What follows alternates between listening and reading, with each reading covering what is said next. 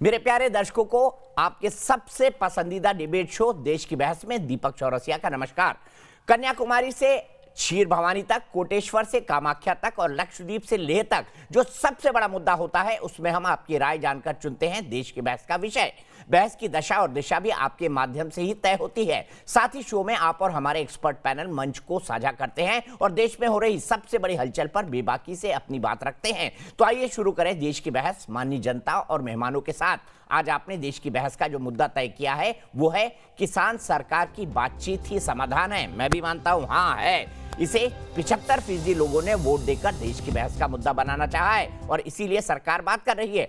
केंद्र सरकार और किसानों के बीच 7.5 घंटे की मैराथन बैठक हुई और बैठक के बाद कृषि मंत्री नरेंद्र सिंह तोमर ने साफ कहा कि नया कानून किसानों के लिए पूरी तरह सुरक्षित है। उधर आज दिल्ली पहुंचे पंजाब के सीएम कैप्टन अमरिंदर सिंह ने एक ऐसा बयान दे दिया जिसके बाद यही सवाल कौनने लगे हैं कि क्या किसान आंदोलन में कुछ देश विरोधी ताकतों ने तो घुसपैठ नहीं कर ली है। कैप्टन अमरिंदर गृह मंत्री अमित शाह से मिले थे। मुलाकात के बाद उन्होंने कहा कि किसानों की समस्या का समाधान जल्द निकले क्योंकि इससे राष्ट्र की सुरक्षा पर खतरा पड़ सकता है। उधर बीजेपी सांसद मनोज तिवारी का कहना है कि टुकड़े टुकड़े गैंग फिर से शाहीन बाग एजेंडे को हवा दे रहा है।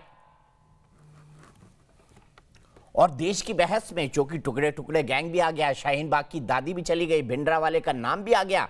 क्या कोई किसान आंदोलन को बदनाम करने की कोशिश कर रहा है? और किसान भाइयों को भी ये देखना चाहिए क्योंकि किसान हमारे अन्नदाता है। आज मैं आपके सामने शो कर रहा हूं, उनकी ही हुई 2 रोटी खाकर आया हुआ हूं, तभी गले से आवाज निकल पा रही है। इसीलिए देश की बहस में हमारा आज का सवाल सीधे इसी से जुड़ा हुआ है। क्यों कहा अमरिंदर सिंह ने कि इससे राष्ट्रीय सुरक्षा से समझौता हो रहा है या खतरा बन सकती है? क्या किसानों की आड़ में मोदी विरोधी अपना राजनीतिक हित साध रहे हैं देश के अंदर या देश के बाहर? आप शो के दौरान इस मुद्दे पर अपनी राय न्यूज नेशन की वेबसाइट पर दे सकते हैं, न्यूज नेशन के मोबाइल ऐप पर जा सकते हैं, हमारे ट्विटर हैंडल पर जा सकते हैं, हमारे फेसबुक पेज पर जा सकते हैं। शो के दौरान अगर आपकी कोई राय है, सुझाव है या फिर आप शो में शामिल होना चाहते हैं तो आप हमारे व्हाट्सएप नंबर 9711002266 पर बता सकते हैं। शो के दौरान हम आपको इसके जवाब भी दिखाएंगे। हम हर रोज अंत में बताते हैं कि देश की बहस के दर्शक हमारे आज के सवाल पर क्या सोचते हैं, क्योंकि आपका जवाब भी देश के अंदर एक ओपिनियन बनाता है, देश के अंदर एक माहौल खड़ा करता है, क्योंकि देश की बहस में ही हमारे दर्शक जुड़ते हैं। देश का इकलौता बहस का शो जहां दर्शक अपने घर से सीधे बड़े बड़े राजनीतिज्ञों और पैनलिस्टों के साथ देश की बहस पर चर्चा करते हैं, मंच को साझा करते हैं और अपने व्यू पॉइंट को आंदोलनकारियों तक पहुंचाएंगे, किसान भाइयों तक पहुंचाएंगे, सरकार तक पहुंचाएंगे, विपक्षी पार्टियों तक पहुंचाएंगे। और इसीलिए आज का पैनल हमारा बहुत बड़ा है। मनजिंदर सिंह सिरसा साहब लीडर हैं, अकाली दल के कद्दावर नेता हैं।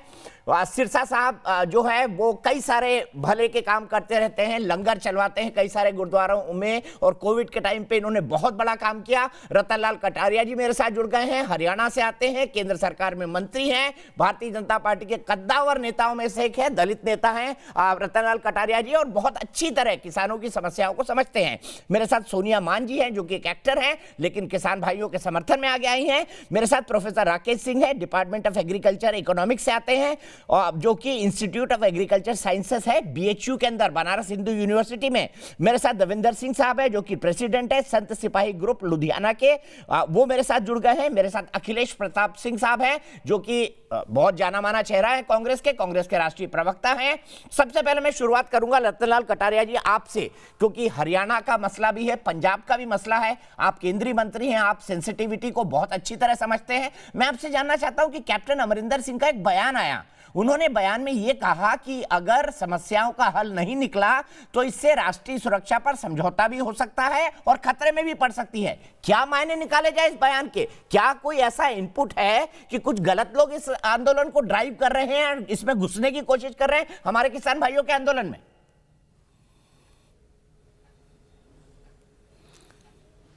देखिए कि ये जो किसान आंदोलन है, हमें तो ऐसा लगता है कि पंजाब से इसकी जड़ें जुड़ी हुई हैं और कैप्टन अमरिंदर सिंह जो है इसको एक नई दिशा देने की कोशिश कर रहे हैं। वास्तव में इस आंदोलन के पीछे हमें ऐसा लगता है कि कांग्रेस पार्टी जिसका जहाज डूब रहा है और उसके बड़े बड़े नेताओं ने इन चुनावों में ये कहा है, नतीजे आने पर बिहार और अन्य राज्यों के कपिल सिब्बल ने कहा है और कांग्रेस के ही वरिष्ठ नेता गुलाम नबी आजाद ने कहा है कि चुनाव हारना कांग्रेस की नियति बन चुकी है। उस फ्रस्ट्रेशन में से ही कांग्रेस पार्टी ने इस किसान आंदोलन को पीछे से हवा दी और उसी का परिणाम आज देश में ये देखने को मिल रहा है। अन्यथा भारत की संसद ने तो बहुत बेहतरीन ढंग से किसानों के हक में ये तीनों जो कृषि बिल हैं वो पास कर दिए थे, जो किसानों की आमदनी को दुगना करने के लिए, उनका मान और सम्मान बढ़ाने के लिए बहुत ही बेहतरीन ढंग से कदम उठाए गए थे। लेकिन कटारिया जी, मैं पंजाब के मुख्यमंत्री, आपने कहा इसके पीछे, अखिलेश जी मैं आ रहा हूं, लेकिन केंद्र सरकार की भी अपनी एजेंसी होती है, अमरिंदर सिंह जी की हो सकती है, आपकी भी है, हरियाणा सरकार की भी है। मैं आपसे जानना चाहता हूं, जो शब्द उन्होंने कहा है कि राज्य की, पंजाब की आर्थिक स्थिति पर असर पड़ रहा है और इसका असर नेशनल सिक्योरिटी पे भी पड़ रहा है, तो क्या कहीं राष्ट्र विरोधी ताकतें तो इस आंदोलन में घुसने की कोशिश नहीं कर रही हैं? घुस तो नहीं रही हैं, क्योंकि जस्टिन ट्रूडो भी बोल रहे थे कनाडा के अंदर कि जहां से खालिस्तानी मूवमेंट चलता है, जहां पर उनके कई सारे खालिस्तान की, अलगाववाद की जो बातें करते हैं उससे जुड़े कई नेता रहते हैं, उन्होंने भी किसानों की बात कही और भारत को कहना पड़ा कि नहीं नहीं, आप हमारे आंतरिक मामले में मत बोलिए, किसान भाई हमारे घर के लोग हैं, हमारे भाई हैं, हमारे अन्नदाता हैं, हम उनकी फिक्र करना जानते हैं। तो क्या इसके पीछे आपको कुछ दिखाई दे रहा है? कोई राष्ट्र विरोधी ताकतें घुस रही हैं? क्या अमरिंदर सिंह ये जताने की कोशिश कर रहे थे? देखिए, किसान हमारे अन्नदाता हैं और भारत को फूड सिक्योरिटी के मामले में आत्मनिर्भर बनाने में हिंदुस्तान के किसानों ने बहुत ज़बरदस्त रोल प्ले किया है। और आज जो भारत अनाज के मामले में भीख का कटोरा लिए दूसरे देशों के सामने खड़ा रहता था, हिंदुस्तान के किसानों ने दिन रात इतनी मेहनत की और सरकारों ने उनकी मदद भी की। और मोदी जी के नेतृत्व में तो पिछले 6 वर्षों के अंदर उनकी इनकम में और उनकी फसलों के मूल्य में जो वृद्धि हुई है वो काबिल तारीफ है। लेकिन यहाँ पर यह भी बात सच है कि आंदोलन किसानों का शांतिपूर्ण ढंग से शुरू हुआ, लेकिन अगर हम भारतवर्ष के अंदर आंदोलनों के इतिहास को लगाएं तो समय समय पर ऐसे हमारे सामने जो है वाक्य आते रहते हैं कि असामाजिक तत्व भी जो है उस आंदोलन के बीच में घुस जाते हैं और देश की आंतरिक सुरक्षा के साथ खिलवाड़ करने की कोशिश करते हैं। ऐसा हमने अभी ताज़ा ही कई आंदोलनों के अंदर देखा है, चाहे वो शाहीन बाग का मसला है और चाहे ही वो उत्तर प्रदेश के अंदर अभी पीछे जो घटना हुई थी। तो इस प्रकार की जो है तत्व भी ऐसे आंदोलनों में शामिल होने का खतरा बना रहता है, लेकिन भारत सरकार की उसके ऊपर कड़ी नज़र बनी हुई है। तो क्या ऐसे लोग इस आंदोलन में शामिल हो चुके हैं? क्या आपको लगता है, क्योंकि मनोज तिवारी ने भी कहा कि टुकड़े टुकड़े गैंग वाले घुसना चाह रहे हैं, शाहीन बाग की दादी द वायर पर घोषणा करके गई बिल्किस बानो कि मैं वहां जा रही हूं, पुलिस ने उनको समझा बुझा के वापस भेजा। क्या ऐसे लोग इस असामाजिक जिनको आप कह रहे हैं, राष्ट्र विरोधी जिनको आप कह रहे हैं, क्या किसान भाइयों के आंदोलन में घुस गए हैं? सरकार की क्या जानकारी है? देखिए, आज जो बातचीत के 4 दौर पूरे हो चुके हैं और बहुत शांतिपूर्ण माहौल में आज की बातचीत किसान संगठनों के साथ हुई है। 5 तारीख को फिर होगी और हमें लगता है कि जो किसानों की जिज्ञासाएं हैं उन जिज्ञासाओं का समाधान कर लिया जाएगा और सरकार इस आंदोलन के बीच में कुछ जो असामाजिक तत्वों के प्रवेश होने का जो डर बना हुआ है, उस डर को भी सरकार और एजेंसियां बड़ी नज़दीकी से देख रही हैं हमने पहले भी दूसरे आंदोलनों में ऐसे असामाजिक तत्वों को आइडेंटिफाई करके उनके खिलाफ कार्रवाई की है, और अब फिर अगर किसान आंदोलन की आड़ में कुछ इस प्रकार के तत्व भारत की एकता और अखंडता के साथ खिलवाड़ करने का षड्यंत्र रचते हैं, तो ऐसे हर व्यक्ति को बेनकाब करके भारत के कानून के दायरे के अंदर लाया जाएगा। ठीक है, बहुत अच्छी बात की रतनलाल कटारिया जी। मैं आपके पास आऊंगा, सीधे कांग्रेस के प्रवक्ता अखिलेश प्रताप सिंह जी के पास पर चलता हूं, उसके बाद सिरसा जी के पास जाऊंगा। जो शब्द का इस्तेमाल अमरिंदर सिंह जी ने किया, कैप्टन साहब ने, वो ये किया कि इससे नेशनल सिक्योरिटी पर भी असर पड़ सकता है अगर किसानों की मांगे नहीं मांगी गई।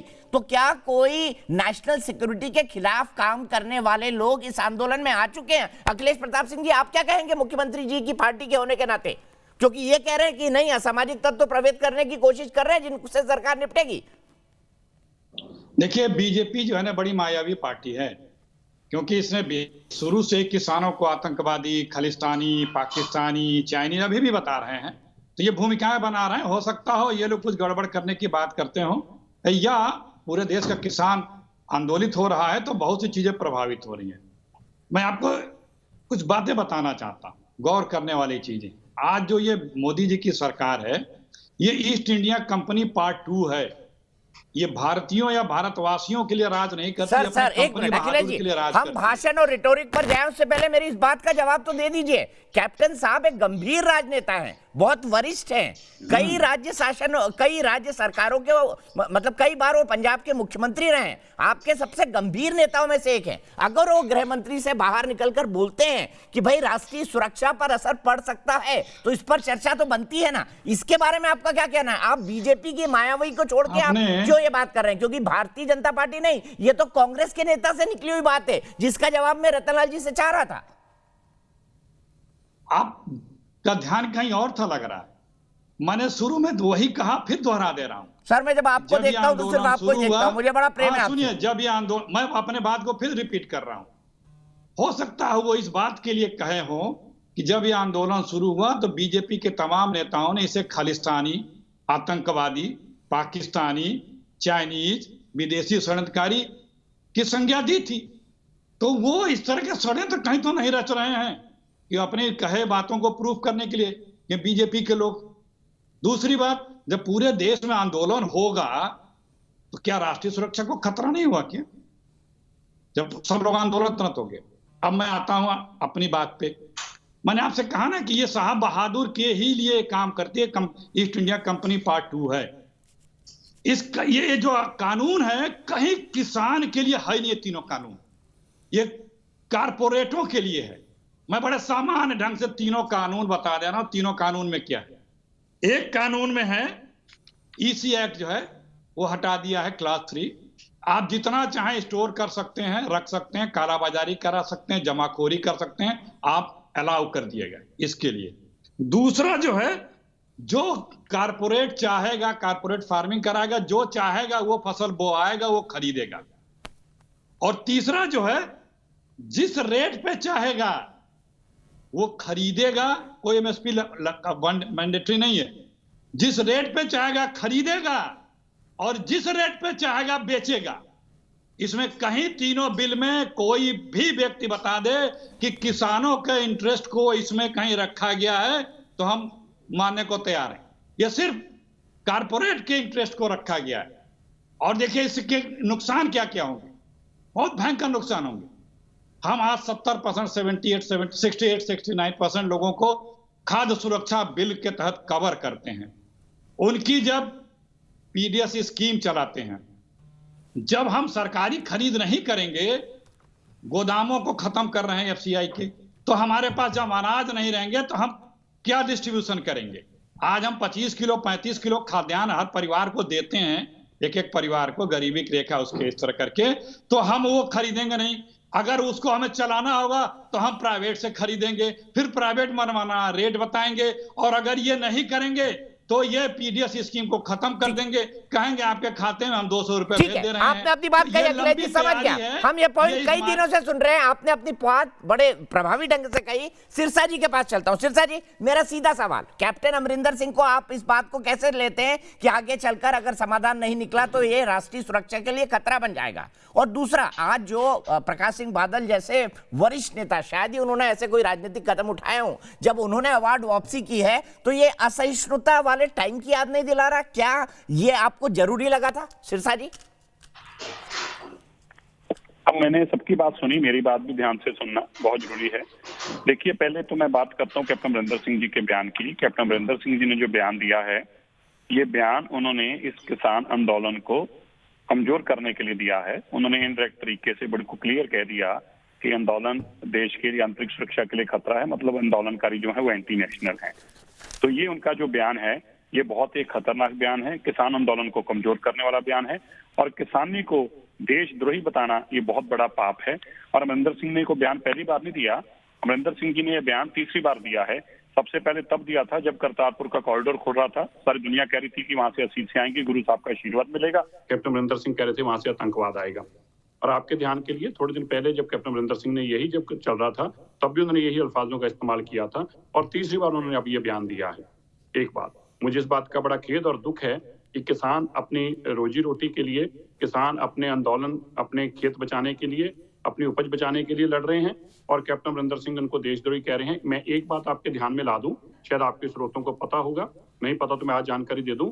4 दिन पहले जो एक नौजवान दोस्त हमारा बॉर्डर पर आतंकियों के साथ लड़ता पाकिस्तान के साथ शहीद हुआ था, उसकी शहादत की खबर उसके पिता को इसी बॉर्डर पर, दिल्ली के कुंडली बॉर्डर पर बैठे मिली थी कि तेरा बेटा देश के लिए लड़ते लड़ते शहीद हो गया। क्या ऐसे लोगों से अगर आंतरिक देश को खतरा है तो भाई फिर देश के खतरे के बारे में हम भी कुछ नहीं बोल सकते। कैप्टन अमरिंदर सिंह जी बता सकते हैं कि इन लोगों से भी देश को अगर खतरा है। दूसरी बात, अब आई बात सरदार प्रकाश सिंह बादल जी की। सरदार प्रकाश सिंह बादल एक स्टेट्समैन है। देश के अंदर कोई दूसरा आदमी ऐसा नहीं है जिसने अपने जीवन के 18 साल, 18 महीने नहीं, 18 साल पंजाबियत और देश के लिए जेलों में निकाले, और वो भी आजादी के बाद। 18 साल का रकबा, 18 साल का वकबा किसी इंसान की जिंदगी के लिए कितना बड़ा हो सकता है, आप उसके महीने समझ सकते हैं। ऐसे आदमी को इस बात का दर्द हुआ, अगर आपने उनकी चिट्ठी पढ़ी हो, कि मुझे इस बात का दर्द है कि किसान इतने दिन से भटक रहा है, उसकी सरकार सुनने को तैयार नहीं। और सबसे ज्यादा वो भी इसी बात से आहत हुए कि टीवी चैनलों के ऊपर किसान को आतंकी बताया जा रहा है, खालिस्तानी बताया जा रहा है, एंटी नेशनल बताया जा रहा है। ये दर्द है, मुझे ये दुख है, और मुझे नहीं लगता कि ऐसे में मैं किसान का बेटा होकर, एक किसान होकर ये अवार्ड मैं रखूं, ये मेरे लिए ठीक नहीं होगा। आज वो कहने को क्यों मजबूर हुए 3 महीनों बाद, जब किसान का समाधान नहीं निकला? समाधान निकालने की बजाय किसान को बार बार एंटी नेशनल बताकर और उसकी इस मूवमेंट को कमजोर की कोशिश की जा रही है। इसलिए आज सरदार प्रकाश सिंह बादल ने आज होकर ये कदम उठाया। शायद वो कभी कदम ना उठाना चाहते, एनडीए के अलायंस पार्टनर रहे थे, लेकिन अलायंस छोड़ना पड़ा, वजारत छोड़नी पड़ी, और आज अवार्ड भी उन्होंने छोड़ा कि मुझे ऐसा अवार्ड नहीं चाहिए जो किसानी को इंसाफ ना दिला सकता हो। ठीक है सिरसा जी, बड़े पॉइंटेड आपने बात कही, लेकिन मैं सबसे पहले कक्का जी के पास चलता हूं। जुड़ गए शिव कुमार शर्मा कक्का, किसान नेता हैं, देश में सब जानते हैं उनको। कक्का जी, सबसे पहले मैं आपसे जानना चाहूंगा, बैठक से आप सीधे आ रहे हैं, विज्ञान भवन से आप सीधे आ रहे हैं, मैं आपसे ये जानना चाहूंगा, राकेश टिकैत ने कहा कुछ बात आगे बढ़ी है, क्या एमएसपी पर सरकार कुछ लिखकर देने के लिए तैयार है? क्या कुछ संशोधनों को बिल में लागू करके संसद से पास कराने के लिए सरकार राजी हो गई है? क्या संकेत मिले आपको सरकार से?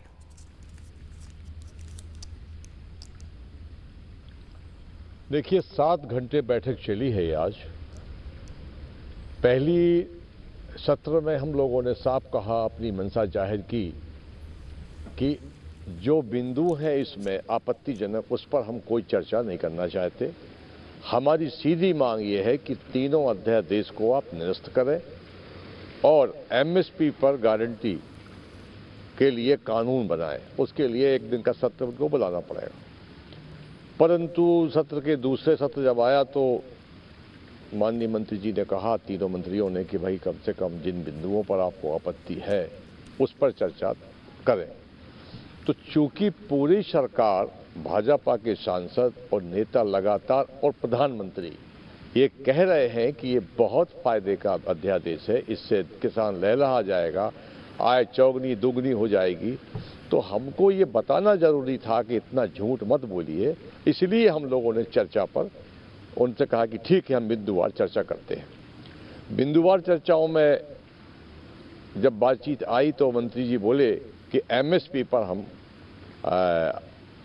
अपनी सहमति देते हैं कि हाँ, एमएसपी का आश्वस्त करते हैं हम एमएसपी पर आपको। दूसरा उन्होंने कहा कि ठीक है, ये बात भी आती है समझ में कि हम एसडीएम कोर्ट जा सकते हैं 3 अध्यादेश में, उसके बाद सेकंड अपील है कलेक्टर के यहाँ। एसडीएम और कलेक्टर सरकार के दबाव में काम करते हैं। हमने कहा हम न्यायालय क्यों नहीं जा सकते, तो न्यायालय जाने के लिए उन्होंने कहा कि ठीक है, न्यायालय जाने के लिए हम आपको आश्वस्त करते हैं। उसके बाद हमने कहा कि जो आपका ये जो व्यापारी है उसका लाइसेंस नहीं है, बगैर लाइसेंस के वो हमारा माल परचेज करेगा, केवल पैन नंबर जरूरी है, और वो भाग जाएगा तो उसको आप कहाँ पकड़ेंगे, हम कहाँ पकड़ेंगे उसको। तो बोले उसका भी रजिस्ट्रेशन होना चाहिए, इस पर भी हम आपको आश्वस्त करते हैं। फिर आया मामला कॉन्ट्रैक्ट फार्मिंग का।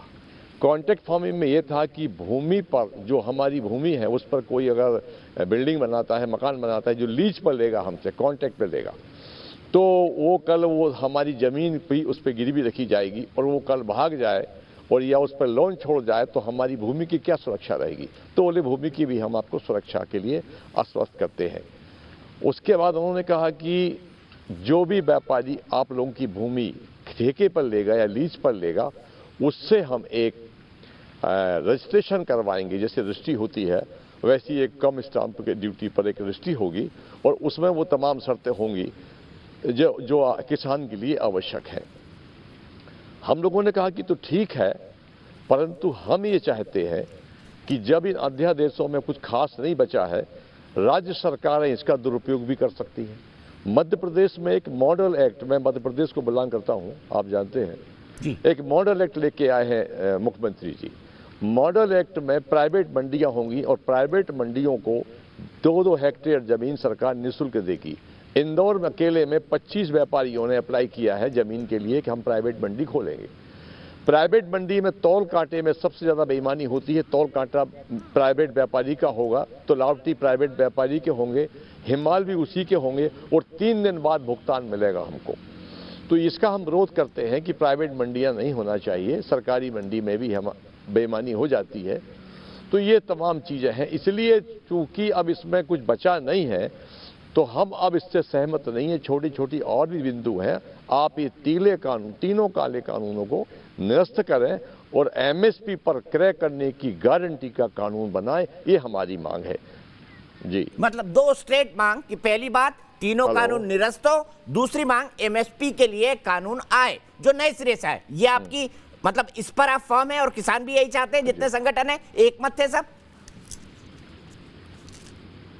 हाँ जी, इस मुद्दे पर भारत के सारे संगठन, किसान एक मत हैं कि काला कानून वापस हो, जिसको ये तमाम नेता लोग जो शासन में बैठे लोग हैं, भी वो भाई साहब हरियाणा वाले थे, कौन कह रहे थे कि बहुत अच्छा काम किया। तो मैं बता दूं आपको चौरसिया जी, 6.5 साल में मोदी जी ने 18 कानून किसान विरोधी और अभी की पार्लियामेंट में 32 कानून मजदूर विरोधी, ये 50 कानून पास किए हैं। उसकी हमारी लड़ाई होगी। लैंड बिल भी एक आया था, उसमें भी अनिवार्य, मोदी जी का कोई भी कानून हो हम न्यायालय नहीं जा सकते। लैंड बिल जब आया, हम 10,000 किसान लेके मध्य प्रदेश से पैदल यहाँ दिल्ली आए हुए थे, तो चूंकि राज्यसभा में वो पास नहीं हो सका तो उस समय 20 राज्यों में भाजपा शासित मुख्यमंत्री हुआ करते थे, तो उन्होंने कहा कि लैंड राज्य का विषय है, इसीलिए लैंड राज्य का विषय है, मुख्यमंत्री इसको लागू करें। तो 20 राज्यों में वो लैंड बिल लागू है, जिसमें किसान की जमीन को छीनकर उद्योगपतियों को देने का प्रावधान है। तो ये पूरे तीनों अध्यादेश के पीछे एक मंशा है सरकार की, वो हमको पता है। वो मंशा ये है कि प्राइवेट मंडियां होंगी और व्यापारी को लाइसेंस लेना आवश्यक नहीं है। तो व्यापारी को लाइसेंस आवश्यक क्यों नहीं है? क्योंकि अडानी अंबानी साहब भारत की 700 मंडियों में माल खरीदेंगे। ये 12 लाख हजार करोड़ का इस देश का सबसे बड़ा व्यापार है कृषि का। उस पर निगाह इस देश के उद्योगपतियों की है, पूंजीपतियों की है, जो भाजपा के करीबी लोग हैं। ठीक है, मैं आपके पास आऊंगा ये जानने के लिए कि क्या बड़े पूंजीपतियों की, ठीक है, मैंने आपको बहुत वक्त दिया, मैं आपके पास ये जानने आऊंगा कि क्या बड़े पूंजीपतियों की व्यापार पर नजर आगे बढ़ाने के लिए नहीं होनी चाहिए। ये एक बहस का विषय है जिस पर हम चर्चा करेंगे। रतनलाल कटारिया जी, कानून वापस हो, इससे कम पर किसान मानने को राजी नहीं है। इसके बाद दूसरा एमएसपी पर कानून बने, इससे भी कम पर मानने को राजी नहीं है। अब आपके सामने क्या चुनौती है? वो तो कह रहे हैं कि ये तो काले कानून है भाई, और सब एक मत है इस मसले पर। देखिए, हमारी नजर में तो ये काले कानून नहीं, बल्कि किसानों की आमदनी को दुगना बढ़ाने वाले कानून हैं। और पार्लियामेंट में जब चर्चा हो रही थी, मैं उस बात का चश्मदीद गवाह हूं कि जिस दिन ये बिल पास होने थे तो उस दिन ना तो श्रीमती सोनिया गांधी जी संसद में आई, ना राहुल गांधी जी संसद के अंदर अब आए, मुझे बोलना पड़ेगा। और रसिया, जब मुझे बोलना राज्यसभा पड़ेगा। में भी मंत्री होने के नाते मैं उस दिन गया था। तो अपना अहमद पटेल जी के बोलने के बाद जब वोटिंग काला की दिवस बात था आई संसदीय इतिहास तो का। कांग्रेस ये पार्टी, जो बिल तृणमूल पास कराया गया था, कांग्रेस ये और काला अन्य दिवस दलों था ने संसदीय हंगामा खड़ा इतिहास कर का। दिया। चेयरमैन के राज्यसभा ऊपर में जो किस है तरह वो से सारे कागज अखिलेश जी, मैं आपको बिल्कुल मौका दूंगा, कंप्लीट करने दीजिए प्लीज, कंप्लीट करने दीजिए। मुझे मालूम है क्या हुआ है, आपको बिल्कुल मौका मिलेगा। कटारिया जी को अपना पॉइंट ऑफ व्यू रख लेने दीजिए। कृषि बिलों का एजेंडा नहीं था, बल्कि अपने राजनीतिक स्वार्थों की बात थी। ठीक है, राजनीतिक स्वार्थों की बात थी, लेकिन कटारिया जी सवाल ये भी, और इसीलिए मैं सिरसा जी से सवाल लूंगा, आपके सबसे पुराने एलाइज आपको छोड़ के चले गए इस कानून पर। अगर आप अपने सबसे पुराने एलाइज अकाली दल को नहीं संतुष्ट कर पा रहे हैं तो फिर आप किसानों को कैसे करेंगे? सिरसा जी, ये सवाल बनता है या नहीं बनता है?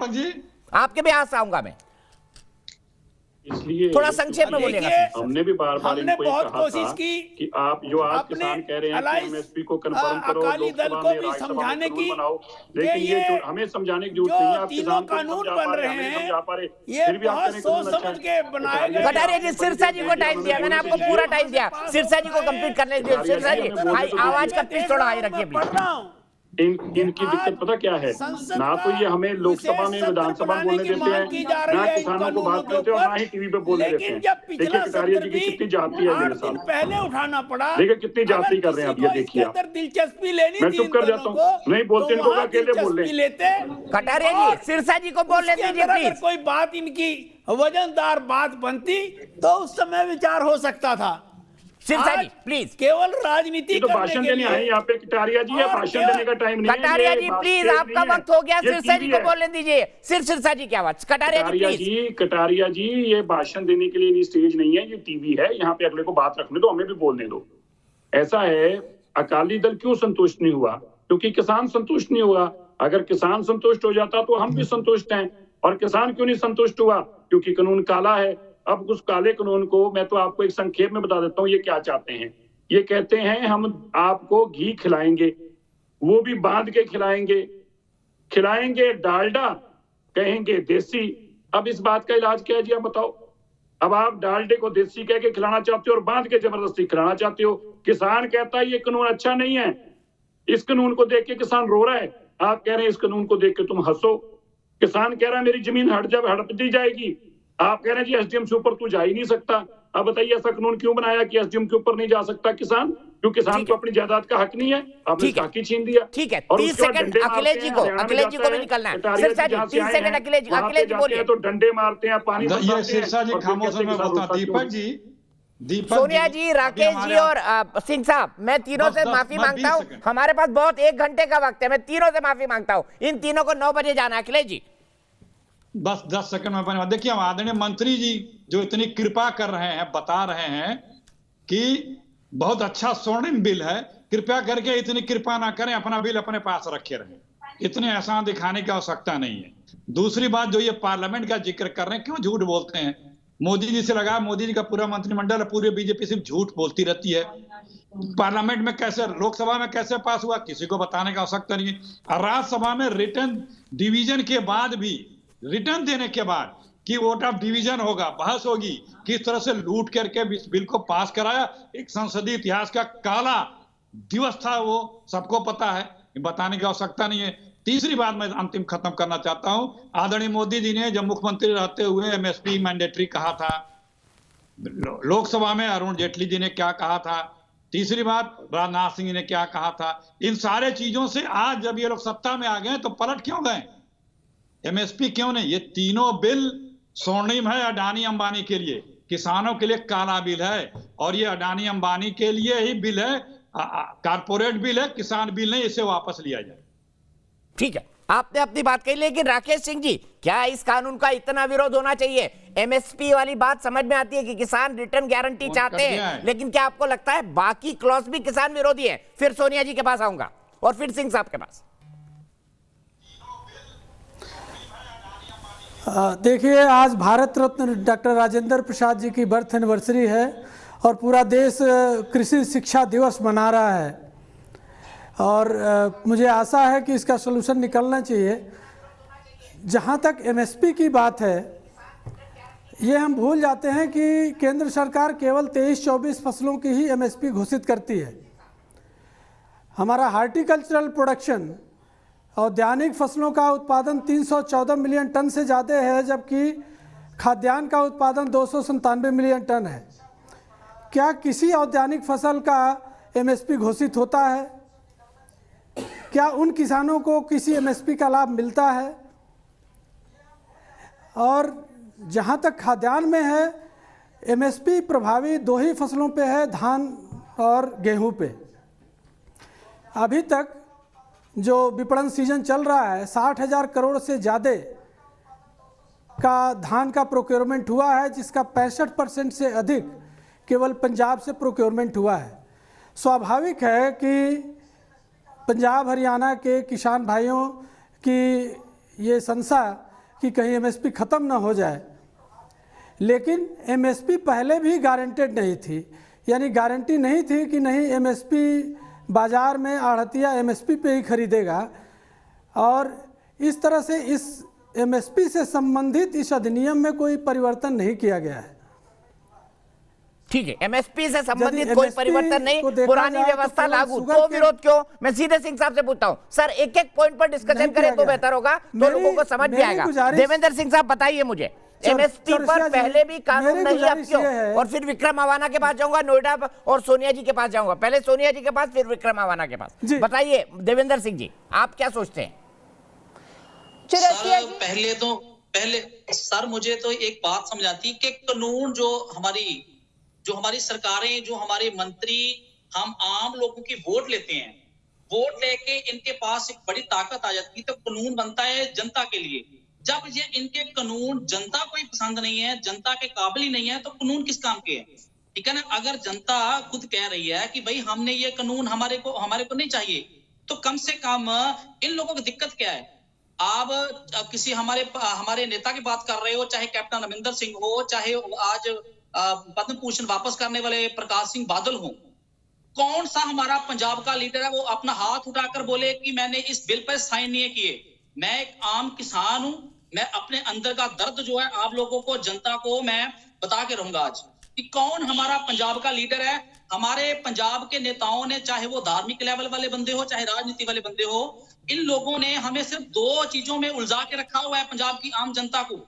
एक तो जहां तो धर्म के चिकारों में, या राशन के लारों में, ठीक है ना। अभी जब ये कानून हमें पसंद ही नहीं है भाई, अब हम अपने घर बार बच्चे छोड़ के दिल्ली में जाके कूद कर मरने पे तैयार हैं, और अब हमारे हर रोज 1-2 बंदे जो है, चाहे बुजुर्ग हो, चाहे नौजवान, चाहे एक्सीडेंट में, हर रोज उनकी खबरें आती हैं कि डेथ हो चुकी है, उनकी मौत हो गई है। इनका जिम्मेदार कौन है? उनके घर में छोटे छोटे बच्चे रह गए हैं, बूढ़े माँ बाप रह गए। कभी किसान का दर्द ये लोग क्या जानेंगे यार? जो संसद में बैठ के भटूरे छोले खा के कॉफी के कप पी के जाते हैं, ये क्या जानेंगे किसानों का दर्द?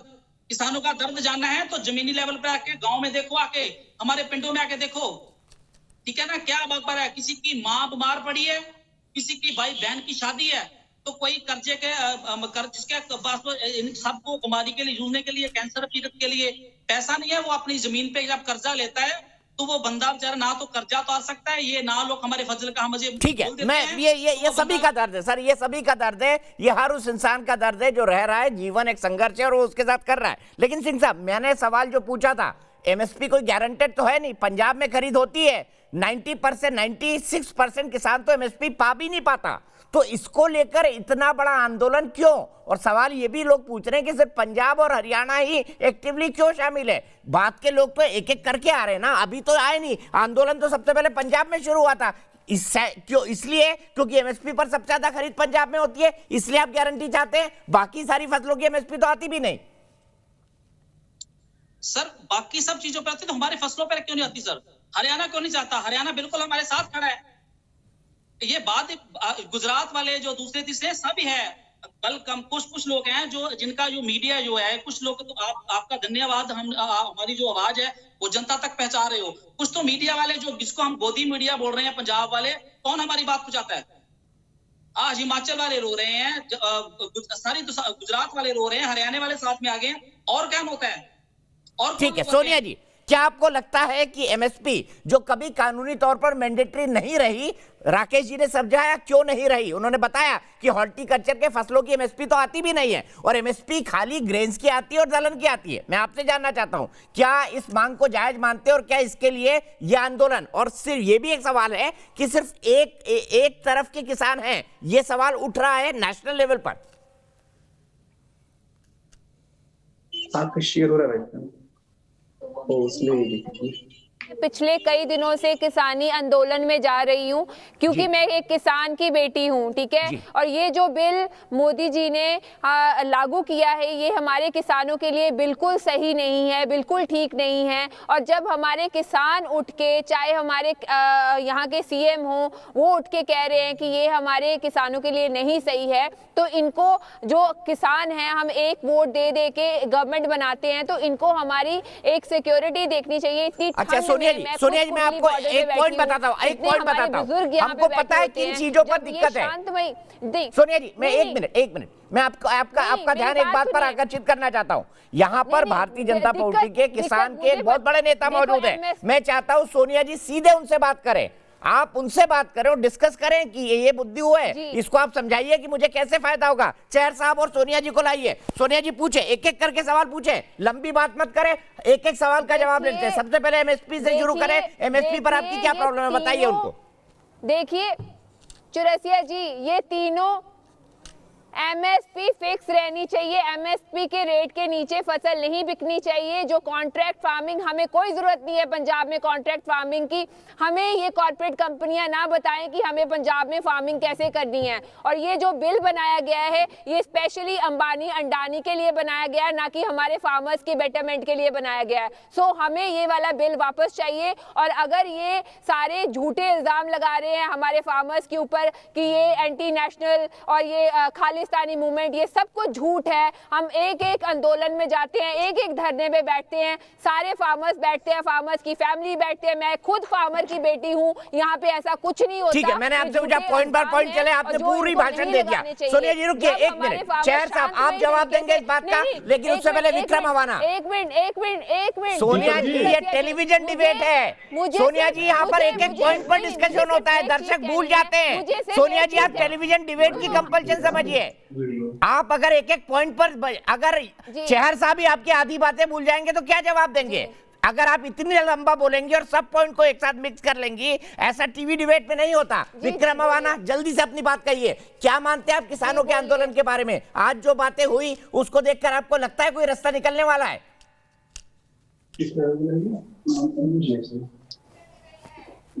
से जुड़ी हुई है।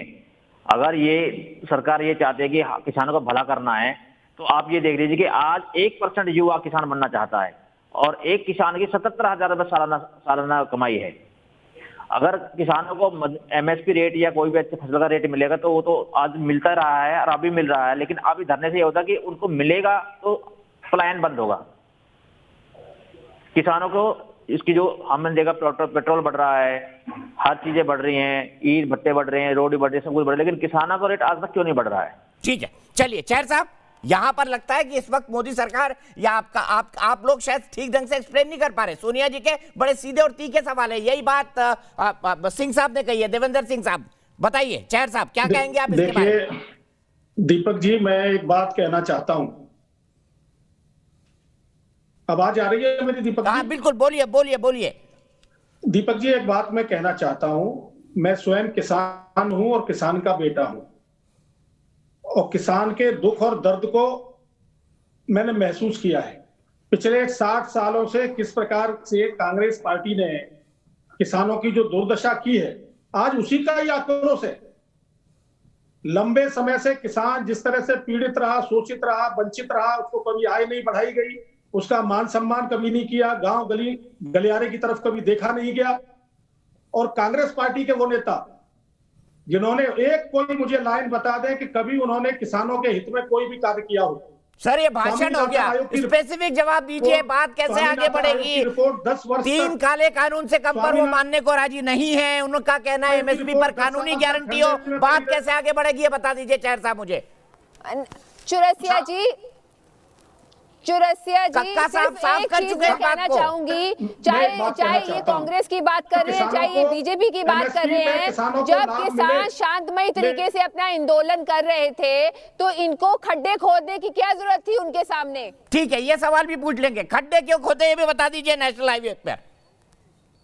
चौरसिया जी, हाँ खड्डे इन्होंने खड्डे खोदे, इन्होंने आंसू गैस के गोले छोड़े, इन्होंने ठंडा पानी डाला हमारे बुजुर्गों के ऊपर। इनको शर्म आनी चाहिए कि हमारे किसानों के ऊपर इतना गंदा व्यवहार किया जब वो शांतमय तरीके से अपनी बात रखने की कोशिश कर रहे थे। इनकी गवर्नमेंट ने इतना बुरा सलूक किया, ये इनका सलूक बनता था हमारे किसानों के ऊपर? बिल्कुल नहीं बनता था। इसकी गवर्नमेंट क्या सोनिया जी रुक जाइए, थोड़ा ब्रेक लगाइए, सोलो एक नहीं चल रहा है। चेयर साहब जवाब दीजिए, टू द पॉइंट जवाब दीजिएगा प्लीज। नहीं मैं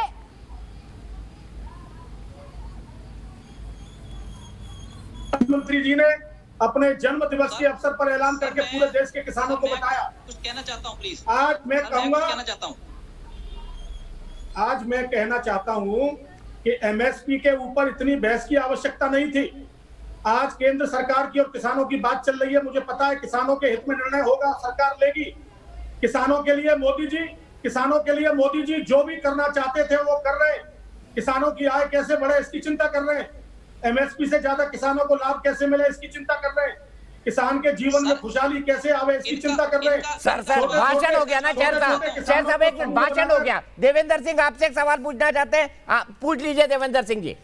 सर कुछ नहीं कर रहे हैं, कि मोदी जी कुछ नहीं कर रहे हैं। इतने दिनों से किसान सफर कर रहे हैं इतनी ठंड में, क्या कर रहे हैं मोदी जी? ठंडा पानी डाल रहे हैं। हाँ, राहुल गांधी बहुत बड़े किसान है, सोनिया गांधी बहुत बड़ी किसान है, इनके चेले चपाटे बहुत बड़े किसान है। चलो आप लोग चाहे कांग्रेस वाले हो चाहे बिचौलियों की वकालत करने वाले लोग बहुत बड़े किसान है। एक मुझे आप मुझे एक बात बताओ कि आप लोग बोलो कि चाहे वो सोनिया हो चाहे मोदी हो, किसान का भला चाहते हो आप लोग ना?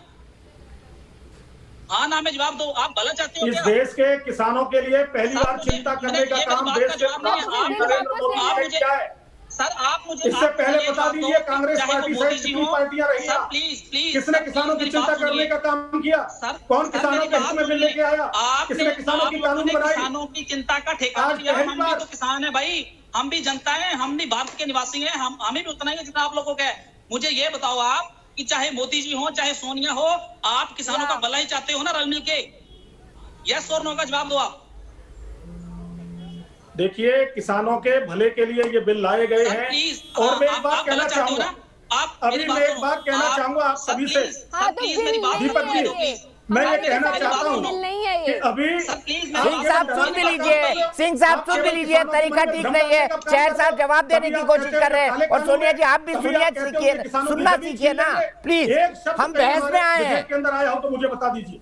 चेयर साहब प्लीज खेती का कॉन्ट्रैक्ट है, व्यापारी जाएगा, सरकारी संस्था जाएगी, किसान के दरवाजे पर जाके उससे आप देखो मेरी बात सुनो। सिंह साहब आप अपनी बात कह चुके हैं, जवाब तो देने दीजिए उनको।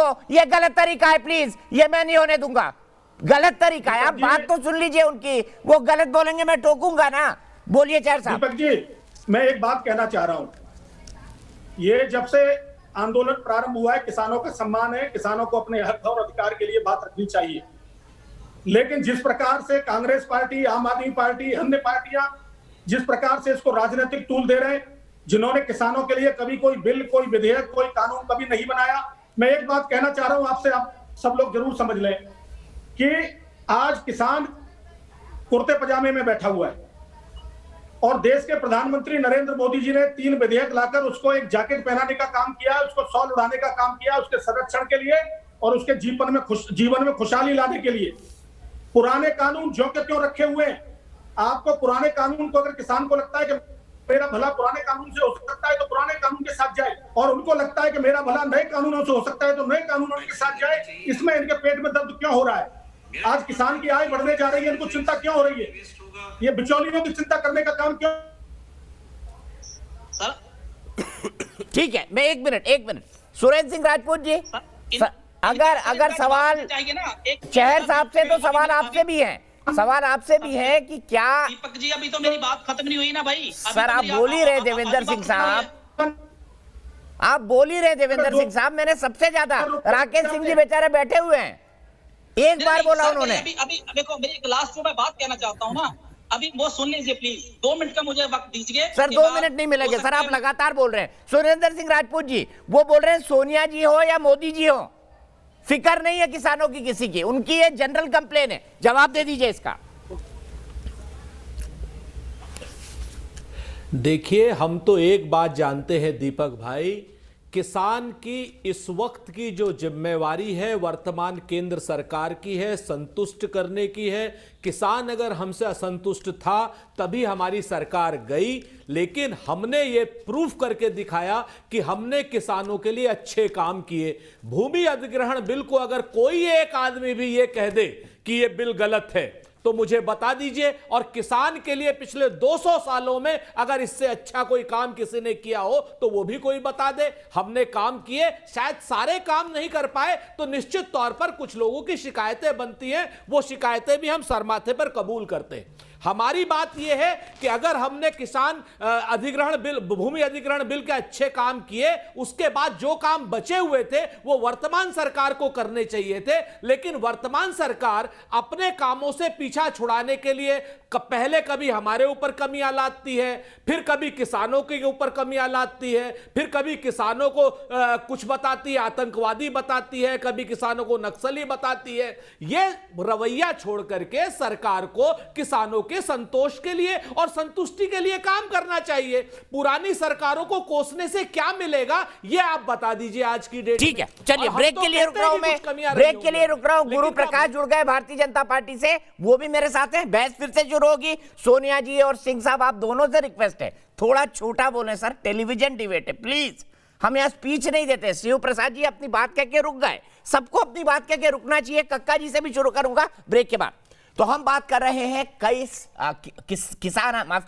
किसान आंदोलन की। अमरिंदर सिंह, जो कि कैप्टन अमरिंदर सिंह पंजाब के मुख्यमंत्री, उन्होंने आज कहा कि अगर किसानों का आंदोलन जल्दी नहीं सुलझा तो ये देश की सुरक्षा के लिए भी खतरा बन सकता है। इस तरह का अंदेशा उन्होंने व्यक्त किया। क्या ये सही है? क्या उनके पास इस बात की कोई जानकारी है? इस पर हमने बहस की। लोगों ने कहा, कुछ लोग, उनके राजनीतिक विरोधियों ने कहा कि वो तो पहले दिन से उनको खालिस्तानी बताने की कोशिश कर रहे हैं, वो इसको कमजोर कर रहे हैं, जबकि कांग्रेस पार्टी का कहना है कि ये सब बीजेपी की चाल है। बीजेपी का कहना है कि ऐसे लोग आंदोलन में प्रवेश कर सकते हैं, ऐसे कुछ इंसिडेंट देखे गए, लेकिन सरकार उस पर नजर रख रही है। सवाल यह भी है आज की बैठक के बाद, जैसा हमको कक्का जी ने बताया, मध्य प्रदेश के बड़े किसान नेता शिव कुमार शर्मा कक्का जी ने, कि किसान तीनों बिल को वापस लेने और एमएसपी पर कानून से कम पर मानने को राजी नहीं है। तो बात कैसे आगे बढ़ेगी? पैनल को इंट्रोड्यूस करता हूं। राजकुमार चहर साहब है, नेशनल प्रेसिडेंट है किसान मोर्चा के, भारतीय जनता पार्टी के मेंबर ऑफ पार्लियामेंट है। मेरे साथ गुरु प्रकाश पासवान जी है, जो कि भारतीय जनता पार्टी के राष्ट्रीय प्रवक्ता हैं। थोड़ी देर पहले मुझसे जुड़े हैं सुरेंद्र राजपूत साहब हैं, कांग्रेस पार्टी के राष्ट्रीय प्रवक्ता है। प्रोफेसर राकेश सिंह है, कृषि विज्ञान विभाग बीएचयू के। शिव कुमार शर्मा कक्का जी है, किसान नेता। और मेरे साथ देवेंद्र सिंह साहब हैं, वो भी एक किसान नेता है, प्रेसिडेंट है संत सिपाही ग्रुप के। सबसे पहले राकेश जी, मैं आपके पास आऊंगा। मैं चाहूंगा 1 मिनट में आप समझाएं, क्या ये तीनों कानून किसानों के लिए काले कानून है? क्योंकि किसान जो आंदोलन कर रहे हैं उनका कहना है कि हमको इनकी जरूरत नहीं है। क्या देश को इनकी जरूरत है और क्या अंतर्राष्ट्रीय कानूनों के चलते इसकी जरूरत है? संक्षिप्त में समझाइएगा सर।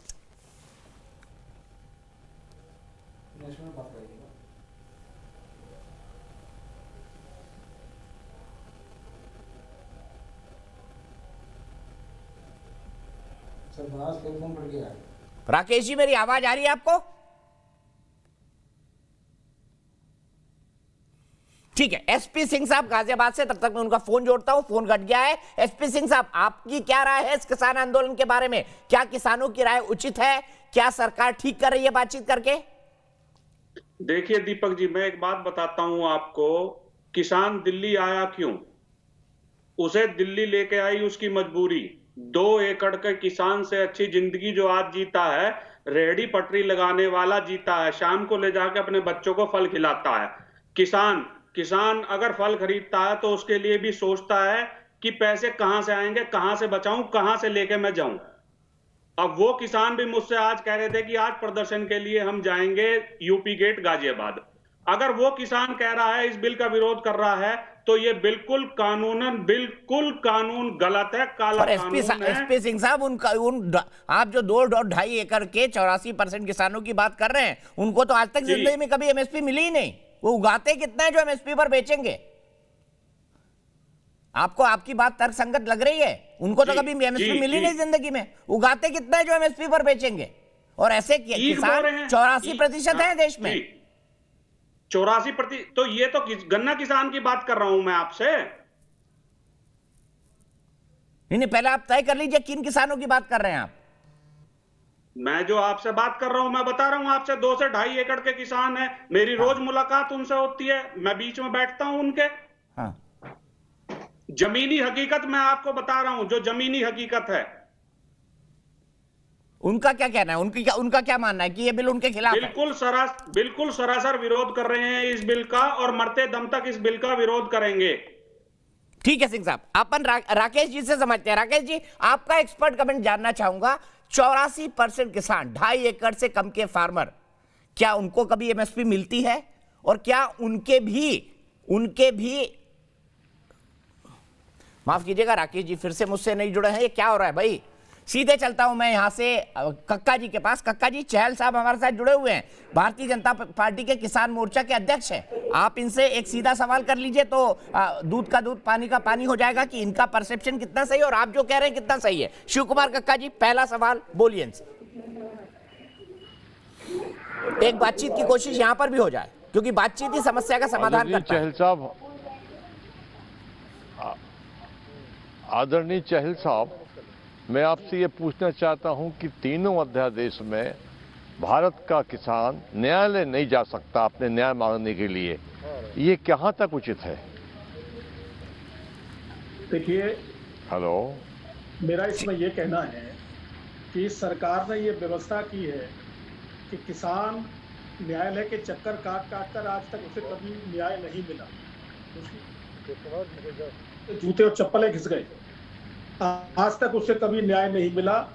एसडीएम की कोर्ट को दिया गया है और एसडीएम भी पंच तय कराएंगे, दोनों तरफ से 2-2 पंच बुलाएंगे।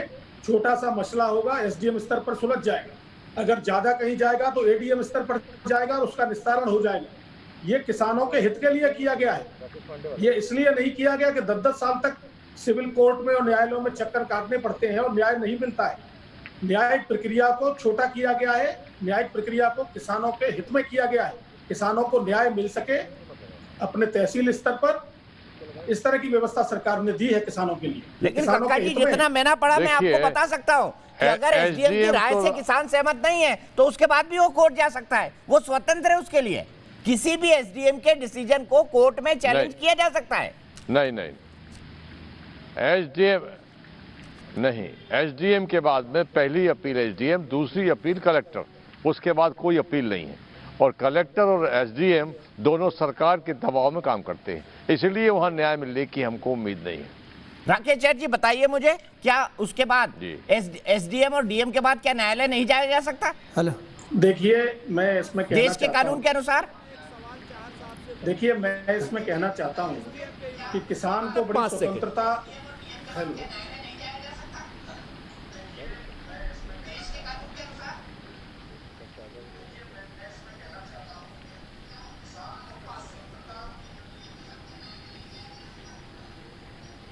शहर साहब आप सुन पा रहे हैं?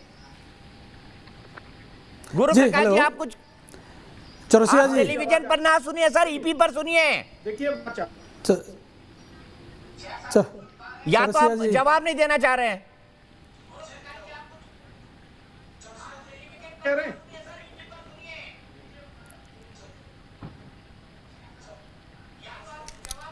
आवाज में क्या हो रहा है?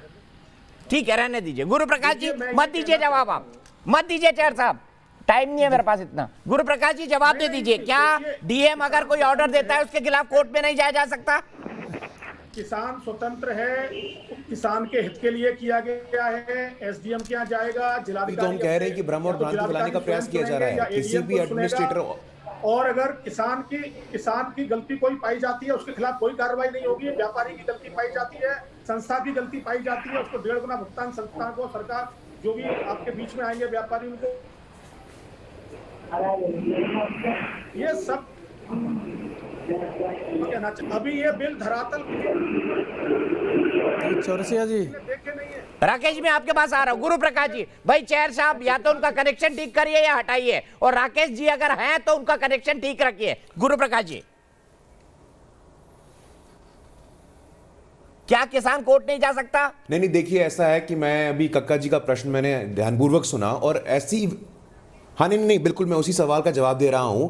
एसडीएम के बाद कलेक्टर और किसी भी एडमिनिस्ट्रेटिव ऑर्डर, आज आपके माध्यम से मैं टेलीविजन पे ये भ्रम दूर करना चाहता हूं, किसी भी एडमिनिस्ट्रेटिव ऑर्डर के खिलाफ आप 226 के अंदर हाईकोर्ट जा सकते हैं। किसने रोका है इस बात को? देखिए इस प्रकार भ्रमित नहीं होना चाहिए हम लोगों को, बहुत ही संवेदनशील मुद्दा है। और अभी मैं कांग्रेस पार्टी के मेरे साथी प्रवक्ता की बात सुन रहा था कि यूपीए ने क्या किया, यूपीए का रिपोर्ट कार्ड दे रहे थे आप। मैं आपके माध्यम से बताना चाहता हूं सुरेंद्र जी, यूपीए 1 का कृषि बजट कितना था मालूम है आपको? मात्र 29,000 करोड़। यूपीए 2 का कृषि बजट मालूम है कितना था आपको? मात्र 87,000 करोड़। एनडीए 1 का कृषि बजट 1,30,000 करोड़ है। तो किसकी कमिटमेंट किसानों के प्रति कितनी है, ये सब कुछ जग जाहिर है। मेरे पास कृषि मंत्रालय का एनुअल रिपोर्ट पड़ा हुआ है, वृद्धि दर बता सकता हूं मैं आपको, वो चाहे ज्वार हो गेहूं हो, मेरे पास पड़ा हुआ है। सिर्फ झूठ बोलते हैं गुरु प्रकाश जी, आप बिल्कुल झूठ बोलते हैं। 1,00,000 करोड़ रुपए की जो आपने बात की, आपने कहा कि 10 साल में वो 1,00,000 करोड़ का कॉर्पस फंड बनाएंगे। आपने तो कृषि का बजट कम किया है गुरु प्रकाश जी,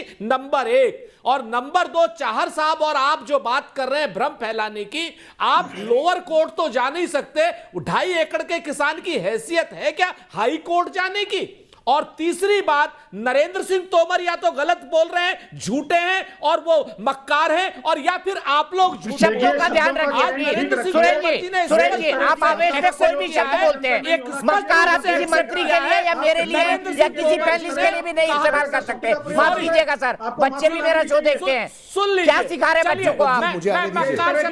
मैं मक्कार शब्द वापस लेता हूं, मक्कार शब्द वापस लेता हूं। आपने नरेंद्र सिंह तोमर जी ने स्पष्ट कहा है कि वो जो किसान की जो मांग है वो एसडीएम कोर्ट वाली, वो उनकी जायज है और उसको हम मानेंगे। ये बाकायदा नरेंद्र सिंह तोमर जी ने आज प्रेस ब्रीफिंग में कहा। या तो ये लोग झूठे, नरेंद्र सिंह तोमर झूठे, गुरु प्रकाश दोनों लोग आपस में दशानन के दस्तर की तरीके से हर समय झूठ क्यों बोलते हैं? गुरु प्रकाश जी बोलिए। सुरेश जी रुक जाइए प्लीज। ऐसा है 226 में जाएंगे। नहीं सुरेंद्र जी, 226 में जाएंगे। ऐसा है कि किसान की परिभाषा क्या है आपको पता है? किसान जमींदार किसान नहीं होता है। किसान की परिभाषा क्या होती है आपको मालूम है? किसान की परिभाषा क्या होती है आपको मालूम है? क्या जमीन का जो मालिक है वही किसान होता है? जमीन पे काम करने वाला भी किसान की परिभाषा मत समझाइए हमें। किसान होता है। हम यहाँ किसान की परिभाषा समझने के लिए नहीं बैठे। बताना चाहता हूँ, हमें सिर्फ ये बताइए कि 2 एकड़ के किसान की हैसियत है। रॉबर्ट वाड्रा है, 226 में हाई कोर्ट जाने की परिभाषा रॉबर्ट वाड्रा है।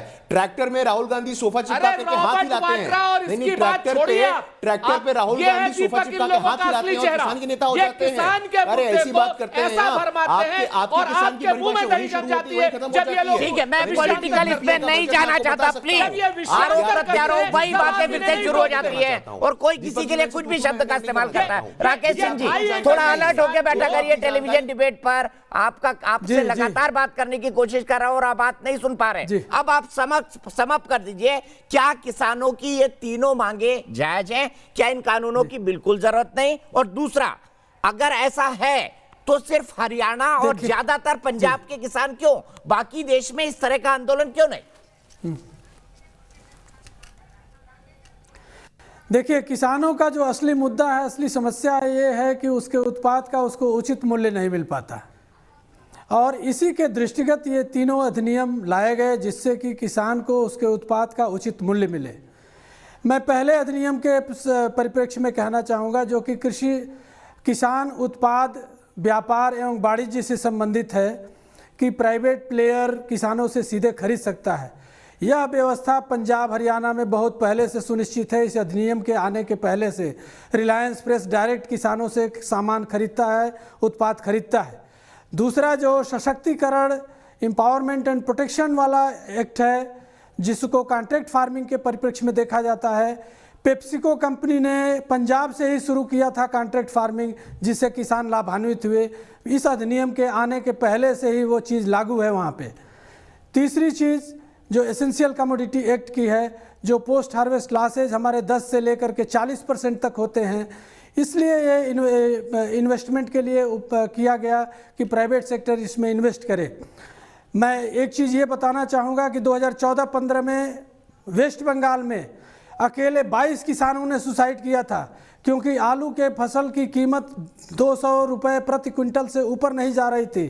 अभी पिछले हफ्ते उत्तर प्रदेश में प्री हार्वेस्ट कॉन्ट्रैक्ट यानी अब मार्च में 1400 रुपये प्रति क्विंटल के दर से व्यापारी खरीदेगा, यह कॉन्ट्रैक्ट साइन हुआ है।